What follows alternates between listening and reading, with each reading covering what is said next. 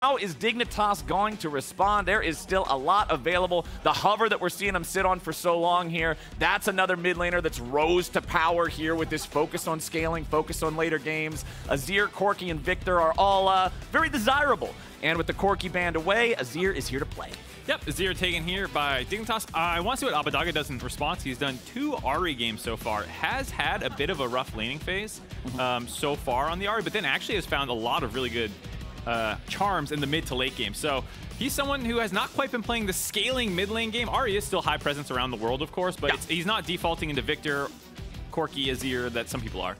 Well, we've got 4 seconds left. 400 Thieves has to lock this one in. This is a long-time favorite here of this squad. I'm shocked. I can't imagine stunned. my incredible surprise that closer is on Viego. Obviously, a historically very successful champion for him and for this squad in particular. But that does mean we got a pretty squishy roster here so far. I'm expecting with this locked in the jungle, it means we're probably going to see a tank up there in the top lane for Ssumday, so you got at least something to work with there. But right as you were hinting at, Mark, it's almost like you're an analyst for this game. Ahri locked in for Abbeddage. Yeah, you want to take it before the second ban phase hits, gets that sniped away, so they take that one. Still more support pairings right now. They'll probably be targeted a little bit more to stop any of the really obnoxious double range lineups that Ezreal likes to pair with, so maybe that Seraphine does end up on the ban table. We've only seen CLG pick it thus far, I believe, but everyone knows it's a strong champion.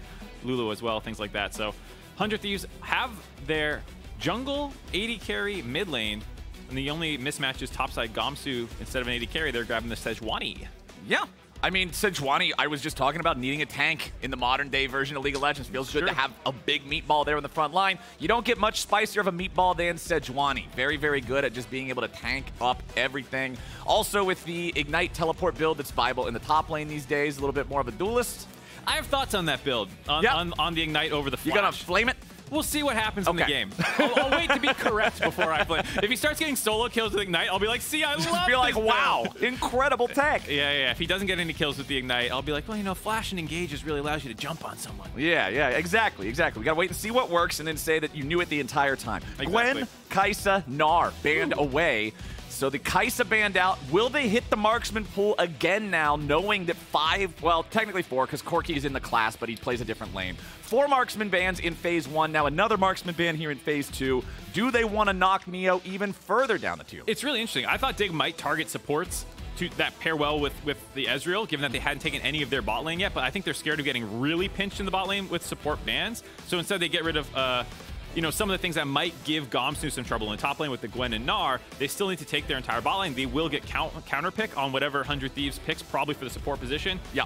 What I want to know is, what does Neo want to take? He does have some aggressive champions in his pool. He has played things like the Kalista in the past. That's obviously banned here. The other thing that people are playing a lot of is Draven when they want to get aggressive. Maybe they end up going for something like that, or scaling. Yeah, just scale. Get some Jinx in there. And your point about banning away the supports to try to limit some of the options there for 100 Thieves, considering 100 Thieves themselves banned out the Karma, and normally that's something that people love to have played with Ezreal, that's already off the table, so at least it makes you feel a little bit better about focusing on that top lane with your bans instead. But now, speaking of that top lane, 100 Thieves under their last couple of picks, we need to see the support and top lane both. Leona would make up for some of that lack of frontline, lack of engage that's on the squad thus far. They'll lock that one in. So it's Ezreal, Leona, bot lane. A little less of the lane domination I thought they were going to go for with Enchanter pairing. I really like Enchanters in the current meta. I do understand, though, if you want to get your counter pick of a carry of some kind into Gamsu and Viego becomes your only frontline, that gets very scary. So yeah, I can understand here it's a comp pick, and there it is. Like we said, probably going for a counter pick. Lock it in. Do it. Lock it in. Lock it in. Hey, we got it locked in. Every time I see one team pick a super tank, I want to see the other side pick Fiora. Unless it's a game that I'm playing in which case I don't want to see Fiora. Either way, I'm down for Fiora. I'm really happy because Ssumday was starting to become more consistent of a carry threat. Last split, him and Closer were kind of the most consistent members of that team in Spring Split. But it was mostly on the Tryndamere. And it was a question of, well, with the nerfs coming into Tryndamere later on in the season, what else are you going to add to your arsenal? I'm excited to see them not super weak. Mr. Mark Zimmerman. We got a Viego in the jungle. We got a Wukong in the jungle. Where are these guys going to be pathing this game? I expect both teams to have a little bit of focus on topside, especially 100 Thieves. They're going to want to kill Gamsu, get the Fiora rolling. can go mid lane. I think there's a lot more options for 100 Thieves. Let's just say that. You have engage and setup in all 3 lanes. So I'm not 100% sure where Closer is going to want to focus early on. And for Dig, I think River is going to be on his typical control duty. Hold on. Uh-oh. Blue, this is not looking too good, my friend. They find him, force the flash over the wall. Nobody from 100 Thieves wants to flash follow that one because they would be flashing into some scary territory. But it does mean you get the free flash out of the enemy mid laner, so Blue might be hurting from that one if 100 Thieves can capitalize with a... I was about to say, I'm going to revise my answer. Okay. About top lane. They're going mid now. Okay, yeah. Flash down on him. You're going to have the charm setups by Abbeddage the whole time. I love this aggressive early level 1 by 100 Thieves. Get that flash out. You are the more early game oriented team. You're more skirmish oriented. And so you want to find any advantages you can throughout this game. Getting some early micro advantages that you will, like you said, need to capitalize. You will need to go back there to actually get something from it. Well, River is starting up with his red here in the top side. Gamsu just hovering there in the brush in case Ssumday tried to mess with him, which of course he did. So our top laners head back into the top lane, each with just barely a dent in their health bar, and River will keep on his jungle path without really getting slowed down. Gamsu, of course, Sejuani does not have a fun time fighting into Fiora. It's pretty easy to riposte Sejuani's stuff. It is not very easy to trade back effectively against those vitals on a champion that's kind of just like a big moving brick. Big moving brick, your Q and your E are actually very telegraphed. That like little bola thing that comes flying out for the stun is pretty easy, like you said, to get that stun off. And just very easy for Fiora to stay on top with the move speed from the vital procs and stuff to keep proccing them when you hit 6 and get the all-in potential. Yeah, the Sejuani E is always one of those things that stays, like, ever since the SKT Misfits, like, faded game that could have been back at Worlds a few years ago, and seeing the Sejuani E projectile get popped by Braum's shield, it's one of those things that I've always just been extra aware of is, yeah, that thing's actually a kind of a slow projectile and it just flies out.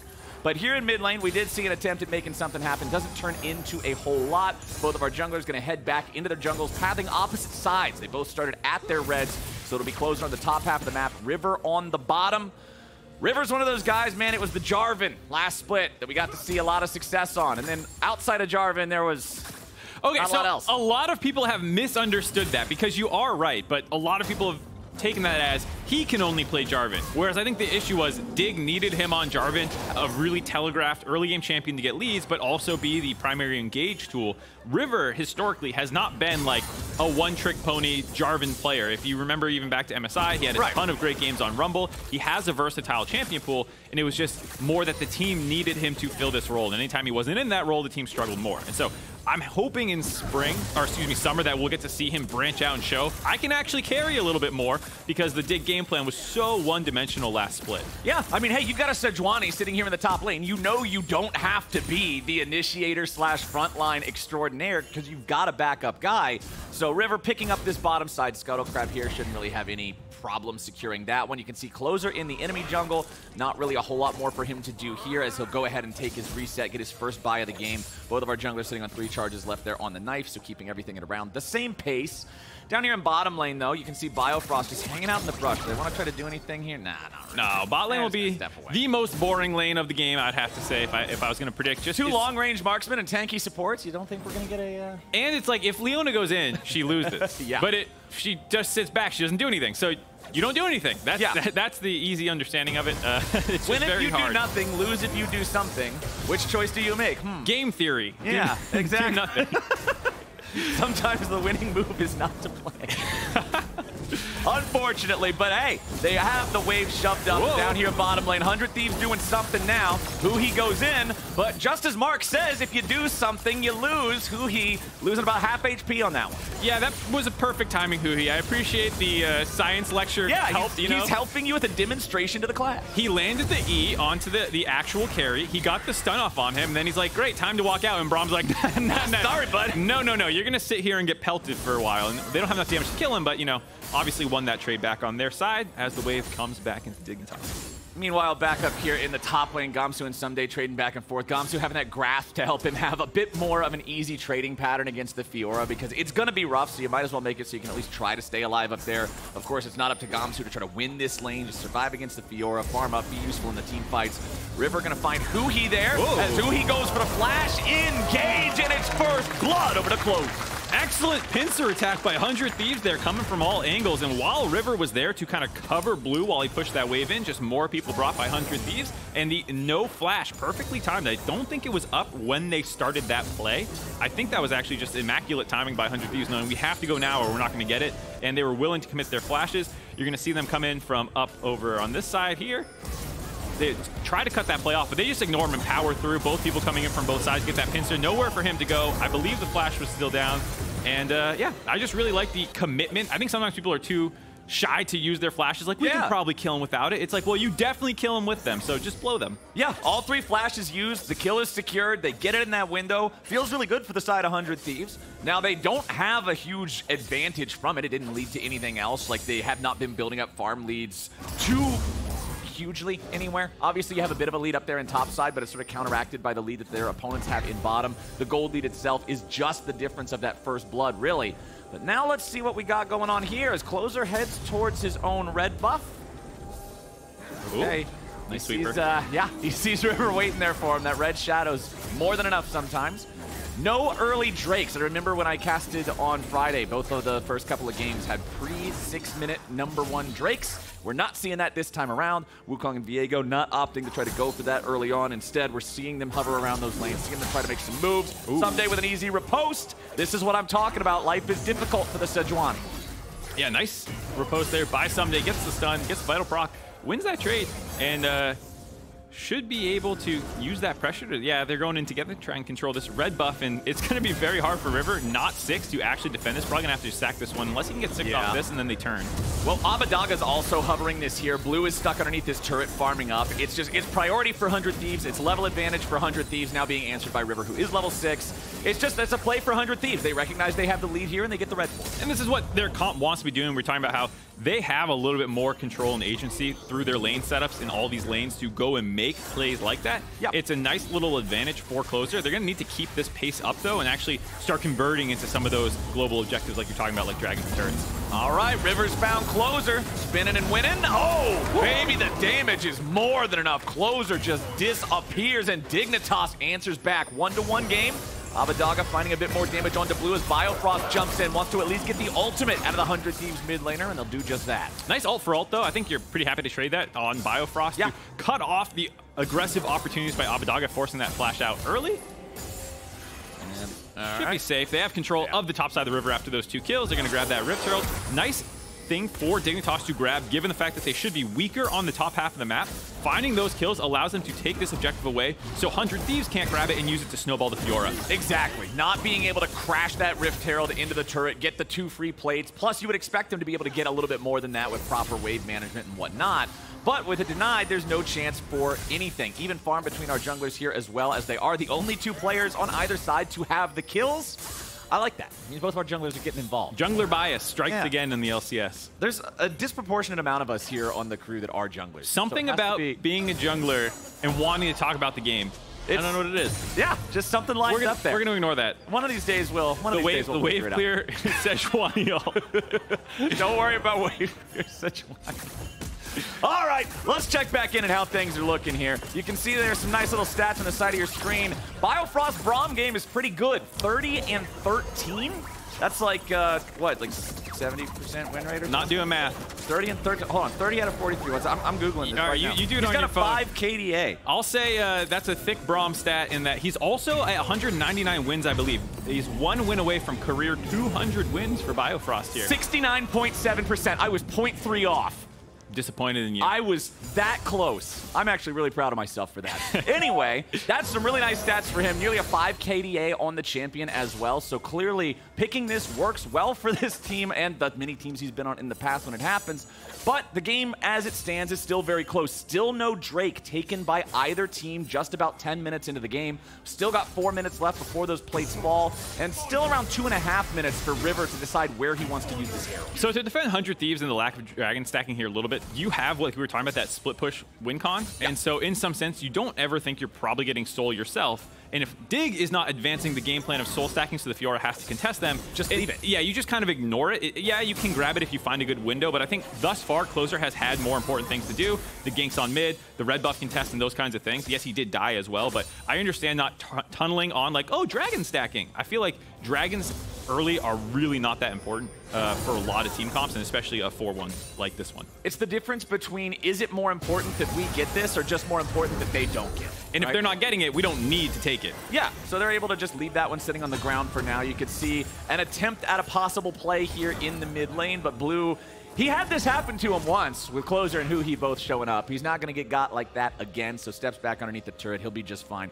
Neo and Biofrost, they got the wave shoved up to the enemy turret down here in bottom lane, but they do not want to overextend and try to take that second plate there. Don't want to put themselves in any sort of danger.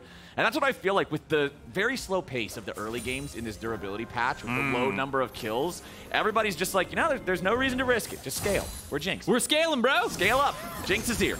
Yeah, I think a lot of teams are going to default into this, and early on, I can see that being a fine strategy to pick up some wins on stage, but I don't think people should get too comfortable with that. One, the metas are always going to change, so if you just learn scaling and you never practice proactive play, when the meta does speed up, you're going to be on the back foot learning. Yeah. As well as the fact that I'm not even convinced you need to play slow right now. We were talking about this a little bit on the Me either, Mark.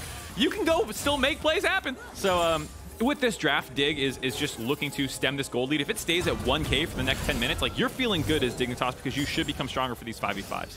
Well, the Dragon finally being started up here by the side of 100 Thieves. They've got everybody not named Ssumday down here, at least contributing something. Huhi zoning around these entrances, making sure nobody from the other side is going to be approaching. FBI keeping the pressure on in bottom lane, as Abbeddage was hovering near Closer just to make sure nothing bad could possibly happen. So 100 Thieves will get that first Drake here. 12 minutes into the game. Very late first one. And as you already pointed out, that means the Soul is nowhere on the horizon. Nowhere on the horizon, plus 100 Thieves probably not the team comp to be forcing those. I think this one makes sense given the Rift Herald was taken away by Dignitas, and they're going to have to find a way to drop it. Yeah, that Rift Herald is about to expire. Like, River's bottom, like, this is where we're using it. This is what it's got to be. Yeah, so both teams ended up with the objectives they didn't really want. Yeah. Dignitas don't have the tempo to get a good Rift Herald off, but they were the ones who got it, and then 100 Thieves is like, well, there's no Rift Herald, so I guess we'll get Dragon now, and now they're in a position to stop the Rift Herald from... Shelly didn't even get the charge! No, Shelly! Holy cow, that Herald sucked. Okay, that was a terrible Herald. Okay. I don't know. Shelly must have annoyed River or something earlier, and this is payback. I don't know. Yeah, that is not what you want to see from your Rift Herald. So 100 Thieves winning out overall in the neutral objective game because the objective that they got is at least worth something other than giving 25 gold to your opponents for killing it. We can also see mythic items starting to come online. Gore Drinker up there for the Fiora, Divine Sunderers on both of our junglers.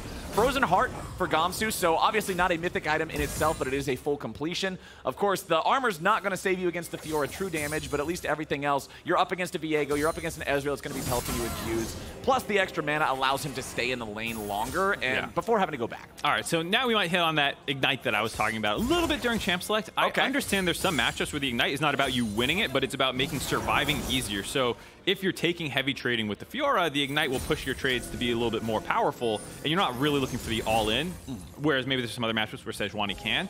But I would still wonder, like, can you get through the lane phase with Flash? Sejuani does not need Flash with her Q to play defensive, but then in late-game teamfights, Flash Qs, Flash ultimates, these easier engages that are enabled. Yeah, it's like, I wonder if you are a team-fighting champion. I don't care if you are able to go 10 CS down or 20 CS down in your lane versus Fiora, because that doesn't really matter to me either way. I'm not sure the Ignite is worth... You don't think the game's being won or lost based on whether you're 20 CS down and you're Fiora. Losing the lane anyways against Fiora. I'm not sure the Ignite is worth it in this exact circumstance, unless it's literally like, I'm going to die over and over if I don't take this, but I'm not convinced from what I've seen from this matchup that is the case, and I think it's just a default pick that feels good, but it's not needed.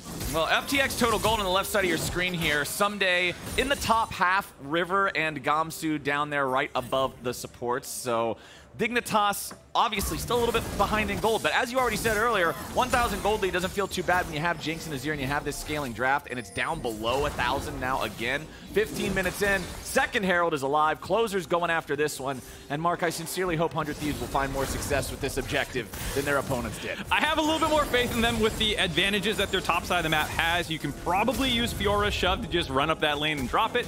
I would like to see them actually break mid with it. It's an interesting debate, as Dignitas are using this little bit of a tempo advantage from Closer being on the top side to grab bot turret, it looks like. Nice. Good shield from Biofrost. Blocks the True Shot Barrage, stops FBI from being able to thin out that wave enough to maybe force somebody back. So Dignitas, first turret of the game, Going to bring that gold lead that much closer. They're only down a couple hundred now. Blue's going to keep farming up this minion wave here in mid, as that does mean Abbedage is going to have the shove, going to have the roam, and going to have absolutely nothing to do with it. Yep, they should have the shove in both those mid and top lane.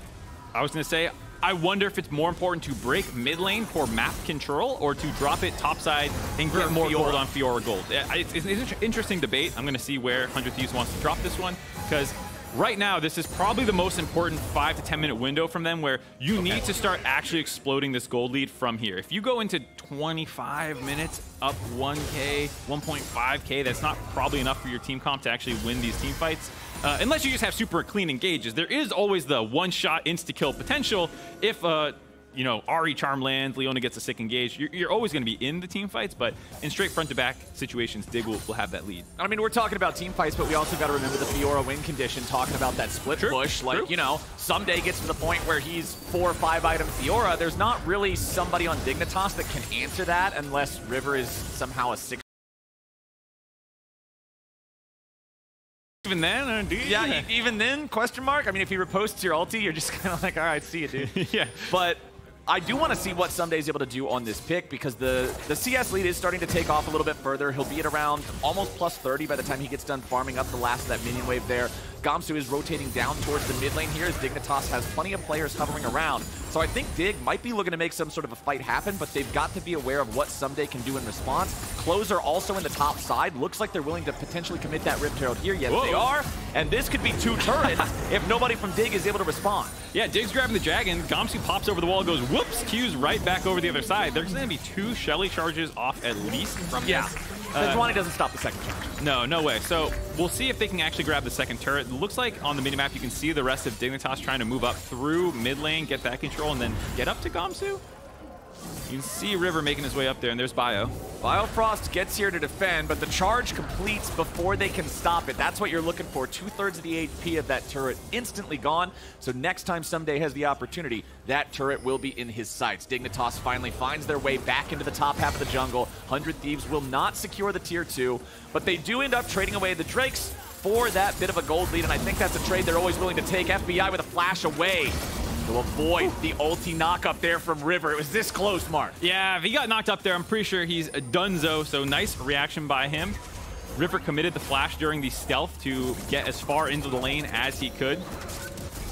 But that means that there is no flash available here on the Ezreal for the next few minutes. That is very important. Granted, it's still Ezreal. He still has it built into the kit, and he still has cleanse as well, so he's never going to be an easy target, but at least he's a possible target now. Yeah, I mean, overall, I like to play, find the opportunity. Also get a little tempo back for your team. One other lane assignment setup that we didn't really talk about for 100 Thieves was actually the 1-3-1. You can leave your Ezreal mid, put Fiora on one lane, Ahri on the other, and Azir doesn't love being in the side lane. He's not that bad for control mages in the side lane because he does have his shuffle to move around and kite out and whatnot, but still something that Ahri's going to feel much more comfortable in. You can see her pushing in that bot wave right now and then dipping into the jungle with Closer, with Huhi to threaten anyone rotating through. They have really good vision control set up there as well.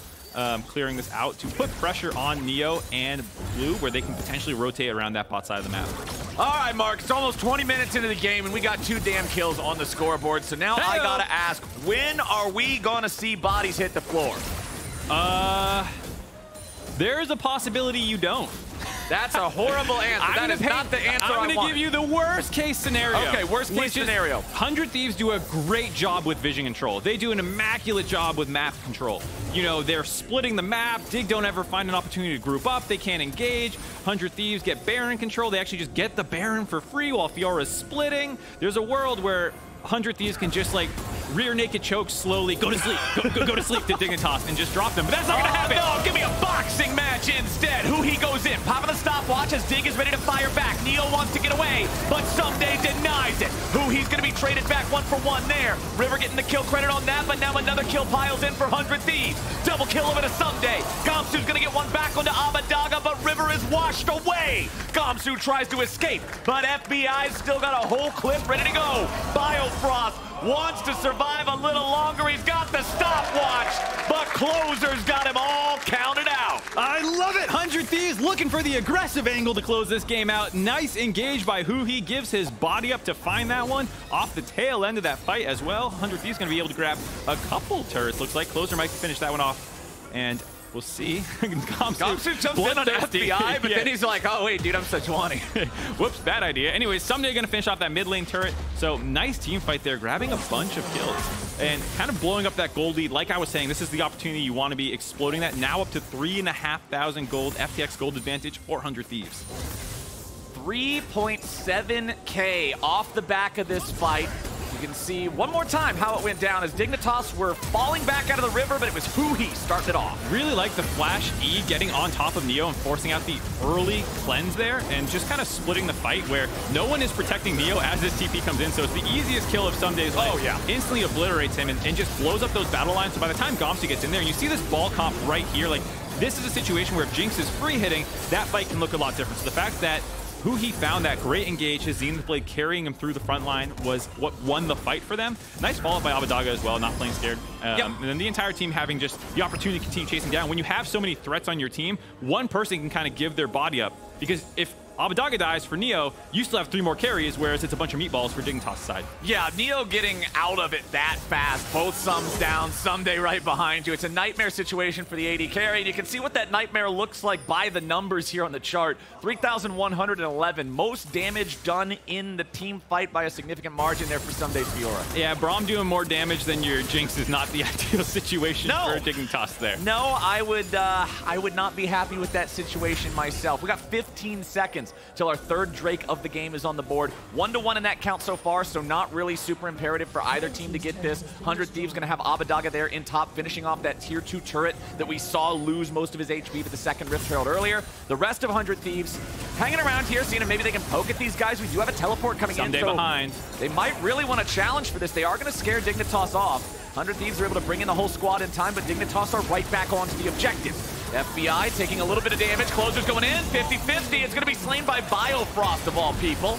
Ssumday backing off. Abeddage's got the Spirit Fire. Nice block in the True Shot Barrage there from Biofrost. That's what you picked the Braum for. And Dignitas are able to walk it away. Drake in hand. Very controlled play by Dignitas there. I gotta say, they did a great job of marking the flanking threats. As anyone tried to step forward, someone else would step back and try and make sure they could not find that angle. You know, when Jinx got excited, Neo chased Ssumday out from the flank, and then right when Abeddage was threatening over the wall, I think it was a blind Q that Bio landed on top of him to make sure, like, hey, get back. And yeah, you don't want any of this. Yeah, we don't want any flying charms coming in over the wall. So I thought that was you want to talk about flying charms over the wall? Mark Zimmerman, are you a sidekick? I saw it coming. No, that was just an insane angle by Abeddage. Finds that kill onto Neo, getting picked on a little bit this game. With him down, I wonder how hard 100 Thieves wants to go on this. Are they going to start threatening the Baron? Well, they have 25 seconds with no Jinx on the map, so if nothing else, they will be able to sweep through this jungle, take some vision control, fire off some True Shot Barrage. Nice reaction there from Bio. He's on top of blocking these. Every time he's had an opportunity this game to block True Shot Barrage, he has had the shield up in the right place at the right time. Yeah, he's been really good so far on the Braum. Look at this, and good job by Dignitas to kind of sniff out that Baron that there wasn't actually an attempt going on. Get out of that situation with just Neo dying. Doesn't feel good. Still a massive gold lead in 100 Thieves' favor. In a very good position now to kind of spread that pressure out now. They are going to have the TP backup for Ssumday. It's 24 minutes in. You can start threatening this Baron. Yeah, so we've been talking a lot about the gold lead, talking a lot about the thresholds of which team feels comfortable win. 6,000 gold lead is definitely a point beyond comfort to be up against that for any team. Yes. What point does Dignitas need to hit now? Are we talking 35 minutes? Are we talking 40 minutes worth of scaling? If the gold lead stays at around this level for Dig to feel like things are all right? Because this is daunting. I don't think it's really a point in time. Okay. You know, there it's like, now we've caught up from 6,000 gold deficit. This isn't like Ornn with like a million scaling champions that you just eventually make that gold deficit up. I think at this point, Dig needs to find their own play, whether that's continuing stacking these dragons and then win a team fight. Maybe 100 Thieves gets over aggressive at the Baron, but if they just do nothing and just scale, I think 100 Thieves are in a great position to just, like we said, choke them out a little bit this game, control the vision, and make sure that they can keep using the Fiora inside lanes, who is now up to 2.5 items. Getting very scary. 2.5 items, the 2 completed of which have a lot of Omni-Vamp on them, and there is no Grievous Wounds on the enemy side in any form. Of course, Grievous Wounds is a bit less effective after the durability patch, but at the same time, if it's Fiora with 2 lifesteal items, you're probably going to want to reduce some of that. Everyone saw the Fudge highlight from day one where he got the 4-man Gore Drinker. there's still plenty of healing for Fiora. Yeah, Fiora is very, very scary in this game. 2-0-2 here for Ssumday, 272 farm, highest in the game, just barely above his own other carries as 100 Thieves move into the enemy jungle. Huhi's going to be found out, but that is Leona. Can't really make a move on that champion, no sir. Biofrost spinning the ultimate for it, doesn't get a whole lot, and it's not like that's going to have much of a consequence. There's no Drake to fight over. Nobody's got the confidence to go after a Baron just yet. Abbedage getting jumped on now, though. Ooh. Everfrost is so good. It's so good. I thought there was more coming to that sentence. No, you're right. No, nothing else I have to say about Everfrost is broadcast appropriate. Generically good. We'll it is such a good item. It's a great item. Yeah, I thought that was a good attempt to, trade summoners for Huhi there, stem a little bit of 100 Thieves aggression. They also got the ult out of Ahri there, so while people are going to look at Blue missing his shuffle, I think it's ultimately fine. Trading out ultimates for Dignitas is not the worst thing in the world for them to remove some playmaking opportunities from 100 Thieves. Yep. But overall, I've been very impressed with Abbedage's Ahri. I was doing some stat digging, and there's nothing quite like using stats on 2-game sample sizes. I thought you were going to give me something really cool, like historic Ahri numbers or something, and you gave me that. Yeah, I gave you that. Here's my troll stats. Negative 22 CSD at 15 for him. Struggling a little bit in the lane phase so far in this season, but the only mid laner with a solo kill is from Abbeddage. Well, Abbeddage is setting up another play down here in bottom lane with a grand challenge issued. Ssumday's laying the true damage into Gamsu, but it's the true damage of Abbedage's orb that ends up taking him out. Super Mega Death Rocket not going to find the mark, and 100 Thieves gets kill number 7. Nice roam over by Abbeddage there, finding Gamsu underneath his turret, thinking, oh, I'm probably safe, but the CC lands. Almost gets the kill with the Ignite, but not the case. Ssumday gets out. And I like the fact that you bring up, even though we do have a small sample size, the rough laning phase for Abbedage's Ahri so far, because of the fact, I'm remembering the 0-3-1 start into the final score of 6-3-9 or whatever, and it's like this guy's ability to even come off of a bad start and translate it into success in the mid game and the late game to find picks, to find playmaking. His Ahri is always setting something up. And I think that's actually what I would like to stress about his Ahri, is that in the side lane, he plays the macro part well, moves across the map, and then lands big charms in these mid to late game situations. We saw him go over the wall in the mid lane, goes down the bot lane here. A lot of the plays that 100 Thieves are making right now are off the back of Abbedage's Ahri. Well, Dignitas have got to find some sort of answer here, somewhere, some way, somehow. It's 7,500 gold almost, favoring 100 Thieves as Ssumday continues to push. Death Dance! If you thought 2 items that give you an absolutely egregious amount of healing was too much, how about a third one? How about a fourth? Where's the Bloodthirster? Well, we might... Okay, we're not going to see a Bloodthirster, but I like to at least entertain the He's going GA next for sure. It's definitely GA. He's got the stopwatch in the inventory.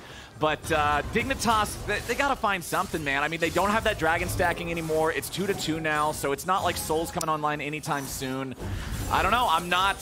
this current game state, the past few minutes of play, 8,200 gold lead, not inspiring a lot of confidence in me for the Dignitas boys right now. No, looking difficult from this game. The one thing going in their favor is they are the 100 Thieves killer. As you heard the analyst talk about. Hold on. They got reputation, and they got Abbedaga. He might just be down. I cast a curse. You did it to him. Neo gets the pop, and that's even more important because it's putting money on the Jinx. Put money on the Jinx, stopping the aggression there.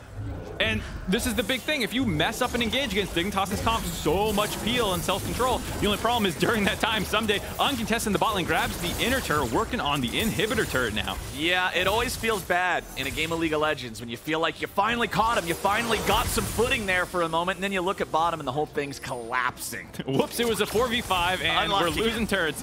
Nice bit of pressure for 100 Thieves. I mean, that's how you play a 4-1 comp, is when you're playing well, even if something doesn't work on one side of the map, your other side is still getting something done. So nicely done there by Ssumday, keeping that pressure up. So despite the engage not quite working for Abbedaga, getting caught out and dying, the rest of the team keeping up the pressure. Well, Dignitas is trying to stop 100 Thieves who are invading the red side jungle. River had a good smite to secure the buff itself versus closer. But the entire time this is happening, 100 Thieves is loving dragging all of Dignitas over here to this top side jungle and just having these scrappy fights that don't lead to a whole lot, because the entire time Ssumday's doing this. And the thing is, he can go in, take aggressive trades versus Gamsu. Both of them go down to half health, but there's no Warmogs on Gamsu, so he just hits the wave. He goes back to full. Gamsu had to run all the way back to base, which is why those minions were hitting that turret uncontested. And Ssumday's playing respectfully. He says, I don't know where all of Dignitas is on the map, but my minions are doing a fine job. He's just cheerleading them on from the back line as they continue to chip that turret lower. Slow and steady. 2.5 minutes till our next Drake spawns in this game. Baron still up on the map. You can see the nice little orange hue around all of those objectives because Dignitas has objective bounties available in style.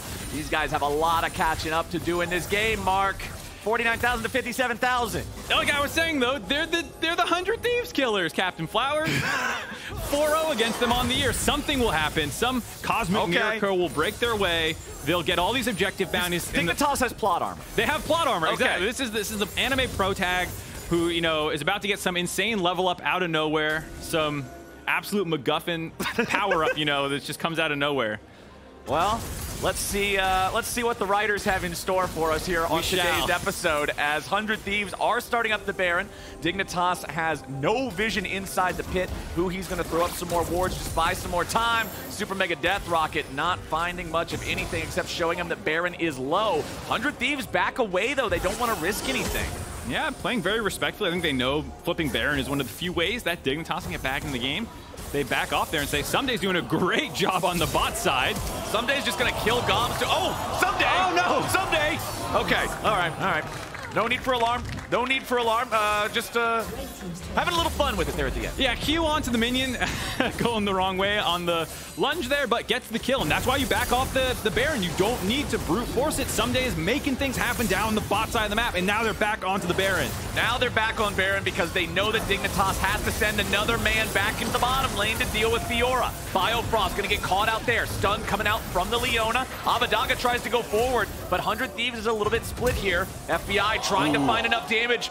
Gonna get that last mystic shot. He shoots, and he finds his mark. FBI, the sniper, lining him up, hops the wall, blue trinket over to spot him out, I believe he did. Then lands that max range Q, back onto the Baron.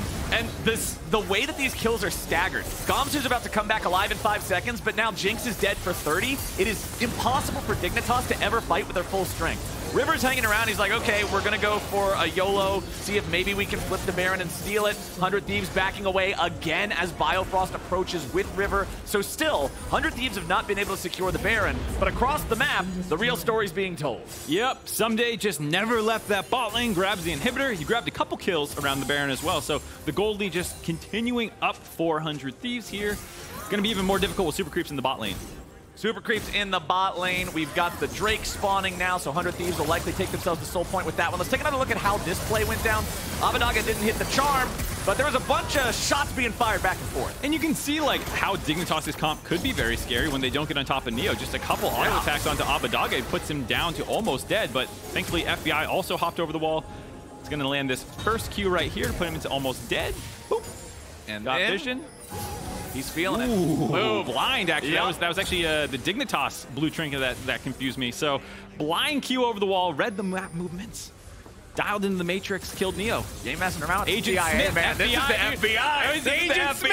Yeah. See, you're in there now. You're in there now. 100 Thieves are back in that Baron pit, but they're not starting it up just yet. Ssumday still has to get that wave, escorted a little bit closer in the enemy base. 100 Thieves making sure they're synced up with their man on the other side, so there's always multiple threats for Dignitas to have to answer. Pulling them apart, never letting them play this 5v5 League of Legends 101 team comp correctly.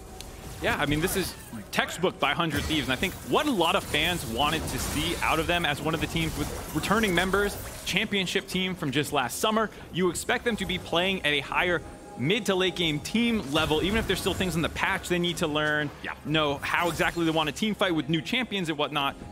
Knowing how to play as a unit, how to push and pull an enemy team around the map when you have a big gold lead. Well, 100 Thieves are starting it up again. Dignitas will once more be challenged with how to answer this. Ssumday pushing up in the bottom lane. Now he's going to rotate over towards mid. Super Mega Death Rocket fires out, gets a little bit of damage onto Closer. Difference is 100 Thieves not fully backing away from the Baron just yet. Now they finally are going to decide to do that one. You can see that Abbeddage went fishing with the charm, didn't exactly land anything. It's Blue that is now standing to stop Ssumday. Gamsu's like, I cannot deal with this anymore. I'm Sejuani versus Fiora, and it's 35 minutes into the game. It just doesn't work. No. The one nice thing is that Closer, they don't have someone who can tank Baron too effectively. Closer doesn't seem to have enough lifesteal to be able to just kind of like with the Divine Sunder be like, I'm not taking a ton of damage. So he gets low.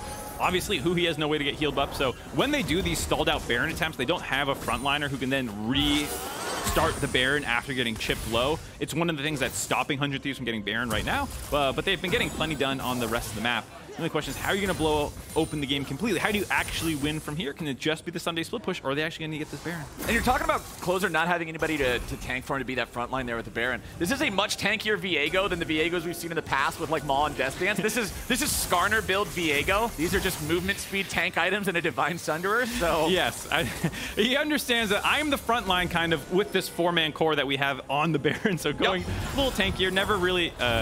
got quite as fed as we're used to seeing the Closer Viego, the team fight monster. But I think it's important to know when, like, I'm the backseat, Ssumday is the superstar carry of this game.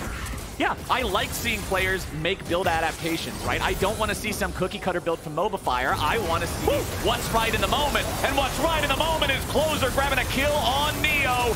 Dignitas are heading for the hills, and they're sending Gamsu straight into the dirt on the side of 100 Thieves. They keep on chasing as Blue tries to get away back over the wall, and Ssumday keeps on diving behind enemy lines. River wants to get out, and a flash gets him away from the Mystic shot, but Dig stands 3v5 as the waves are pouring in. Blue will do whatever he can to clear out these super minions. 100 Thieves now with 2 inhibitors down in the enemy base. Another excellently blocked true shot barrage from Braum, but you got a lot more to worry about for Dig right now. Abbeddage goes in, Charm's gonna land, Everfrost's gonna follow that up, and FBI is rampaging through these guys.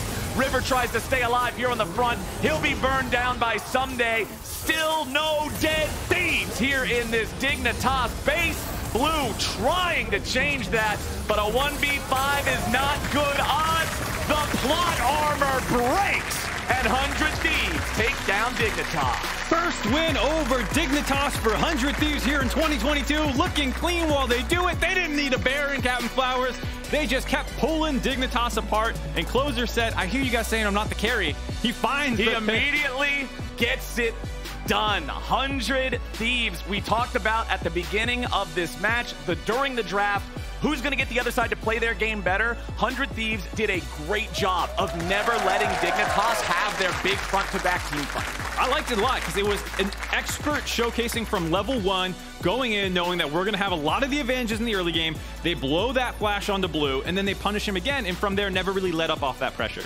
And we never really got to see a lot of success from this Sejuani